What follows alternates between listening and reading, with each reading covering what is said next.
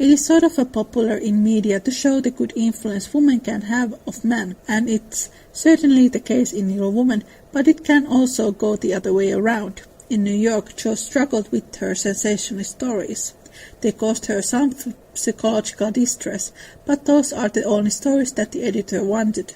Her necessity to have money led her to put aside her family's teachings. In chapter 34, Friend, Bear sees some of those stories, not knowing some of them were written by Jo, and he criticizes them for spreading bad morals, and even if Jo tries to defend them, saying that they are just stories, and that they are popular, she agrees. And Bear has an amazing reply. There is demand for whiskey, but I think you and I do not care to sell it. If the respectable people knew what harm they did, they would not feel that the living was honest. His answer reminded me of critic Horacio Villalobos here in Mexico. Whenever someone defends a TV show, movie, play, book, whatever, just for being popular, he would say, cocaine is super popular, that doesn't mean it's good. So Bear basically reminded her of her conscience that Jo has put on the side in order to earn money. An ocean away, something similar happens between Amy and Laurie. People always point out the good influence that Amy had on Laurie, and rightfully so. Amy scolds him, tells him the truth as it is, and she inspires him to become a better person, to stop wasting his time and be a productive member of society.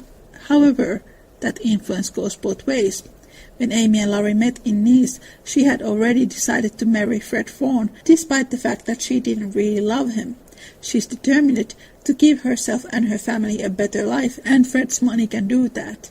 Painting won't do it, and Jo at this point was still selling stories for $20 each, so not a lot of options. She knows it's mercenary and that the family won't like it, but she feels it is her duty. In Valrosa, Amy confesses her plan to Laurie, and he calls on her for not remembering her mother's teaching. I understand.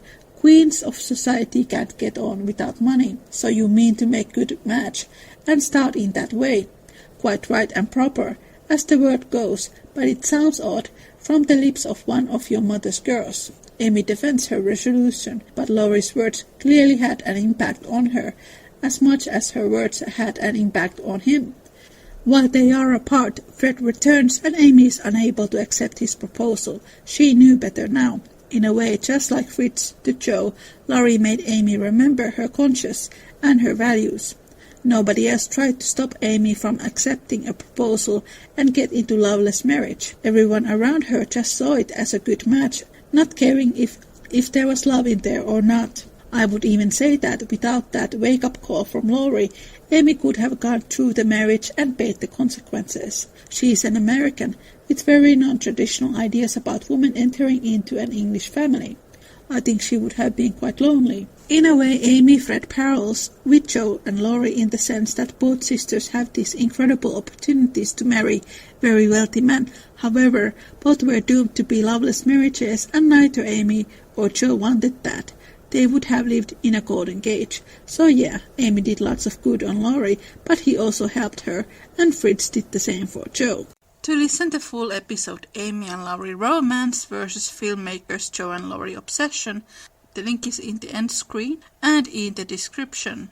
What amazes me the most is that every adaptation between 1933 and 2019, they all give Jo and Laurie's conflicts to either Jo and Fritz or Amy and Laurie, and since Laurie is based on somebody who Alcott rejected, and Fritz to somebody who she loved, it feels very consenting.